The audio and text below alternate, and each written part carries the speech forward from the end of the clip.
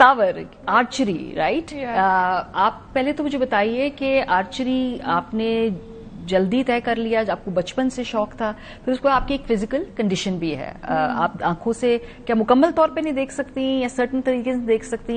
थोड़ा सा हमें गाइड करें। नहीं, मैं पार्शली विजुअली इम्पेयर्ड हूँ, या फिर मैं बिल्कुल नबीना नहीं हूँ, बट मुझे थोड़ा सा नजर आता है। मुझे बिल्कुल नजर नहीं आ रही, मुझे सेंटर से नजर नहीं आता, तो मुझे आप, क्योंकि मेरे सेंटर में मैं आपको देख रही हूँ, सीधा देख रही हूँ, तो आप मुझे नजर नहीं आ रही, बट मेरे साथ अरूज बैठी हुई हैं, वो मुझे नजर आ रही हैं, और इस तरह। और मगर जो साइड पे भी है वो इतना क्लियर नहीं है कि मैं बिल्कुल उसमें कोई राइटिंग पढ़ सकती हूँ वहां पे, तो मैं वो जो राइटिंग नहीं पढ़ सकती ना कोई भी, तो वो सारा जो है वो एक नया पाथ है जो मैंने लाइफ में अडॉप्ट किया जब मैं ऑलमोस्ट 20 ईयर्स की थी। अच्छा। और मैं BDS पढ़ रही थी, बैचलर्स इन डेंटिस्ट्री, और तब मुझे पता लगा कि मुझे ये एक जेनेटिक कंडीशन है जिसकी वजह से मेरी ऐसा आईसाइट लूज होगी।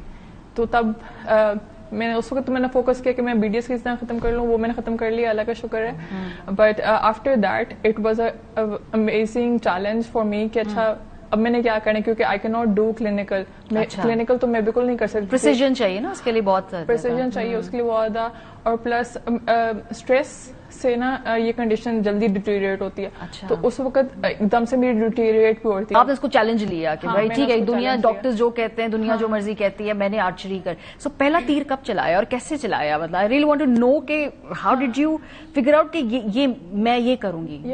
ये बहुत इंटरेस्टिंग चीज है कि ये अल्लाह ताला की तरफ से मुझे गिफ्ट हुआ है, मुझे लगता है, क्योंकि मेरी जिंदगी में कोई हिस्ट्री नहीं थी आर्चरी करने की, और I do not know what a बो, और मतलब बेसिक कॉन्सेप्ट तो पता था मगर उसके अलावा नहीं पता था। तो मैं NGO में काम करना मैंने स्टार्ट किया। सो आई थॉट कि okay I have to do something, I have been made in this world, so there is a reason behind my birth, और मुझे कुछ काम करने में, डॉक्टरी नहीं कर सकती, तो लेट्स डू समथिंग एल्स। तो मैंने एक NGO में इंटर्नशिप की, फिर वहां से वो एक जॉब में कन्वर्ट हो गई। मैं वहां पे काम कर रही थी, तो वहां पे गेस्ट आई, कहती हैं हाँ मैं एक विजुअली इम्पेयर्ड आर्चर को जानती हूँ। अच्छा। तो तब मैंने सोचा, मैंने कहा है कैसे, जिसको दिखता नहीं है वो कैसे तीर नजरी करता है। तो वो कह रहे थे वो लियाकत बाग में ना, लियाकत बाग पिंडी में उनका ग्राउंड में वो प्रैक्टिस करते हैं।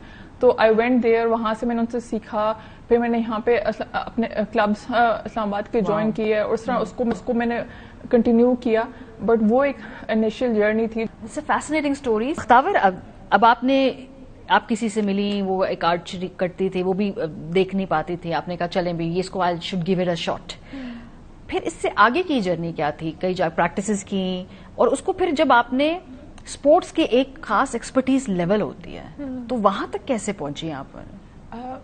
ये बिल्कुल एक नई स्पोर्ट है एक्चुअली, इसीलिए मैं एशिया में फर्स्ट फीमेल आर्चर हूँ, क्योंकि ये पाकिस्तान इस स्पोर्ट्स में पैरा आर्चरी या विजुअली इम्पेयर्ड आर्चरी में लीड ले रहा है। मेरा जो इंटरेस्ट हुआ ना, वो ये था कि I wanted to represent Pakistan, और वो इस तरह था कि नेशनल्स में ना मैं सबसे लास्ट आई थी। अच्छा, कोई बात तो नहीं, विनर्स कभी ना कभी किसी चीज में पहले। जब मैं नेशनल्स में लास्ट आई ना, तो फिर मैंने कहा कि और मैं अपने जूनियर प्लेयर्स से सबसे लास्ट आई थे, तो मैंने कहा कि अच्छा ये तो मैं इतने अर्से से खेल रही हूँ, but I am not putting in my best, इसलिए मेरा ये इस वक्त ये रिजल्ट आया।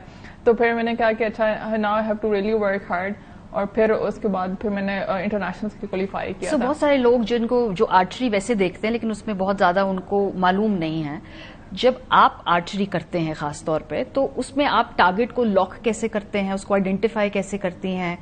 इसके ये कुछ मुख्तलिफ है आम आर्चरी से? बिल्कुल, ये इसके एक टेक्टाइल, वैसे नॉर्मल आर्चरी में होता है रिकर्व, अगर बो है या कोई भी बो है, आपके पास एक साइट होती है जिसको आप देख के टारगेट को शूट करते हैं ना, उस पे शूट करते हैं।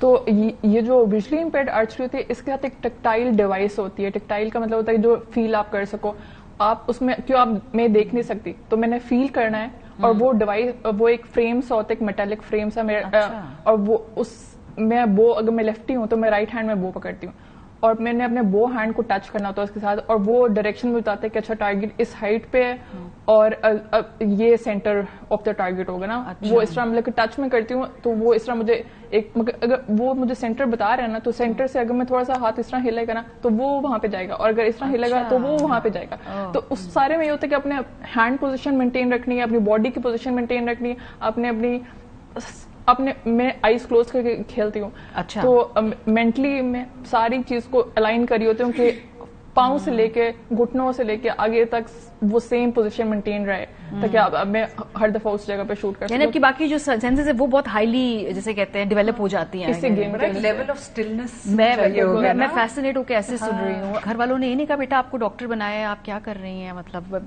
एक तो उन्होंने कहा बेटा आपको डॉक्टर बनाया, इतनी मेहनत कराई, आप तीर चला रही हैं। नहीं, उन्होंने मुझे कहा कि आप जो भी करना चाहते हैं आप जरूर करें, मगर सही तरीके से करें। फिर ये नहीं कि आपने बीच में छोड़ देना है, आपने जो भी करना है उसमें मेरी मामा ने हमेशा यही कहा कि फिर then just work hard on it, जो करो एक्सेल। मेरे वालिद ने भी यही कहा, करना तो फिर सही से करना है, अपनी मर्जी से करो, लेकिन फिर ऐसा करो कि you should be really good at.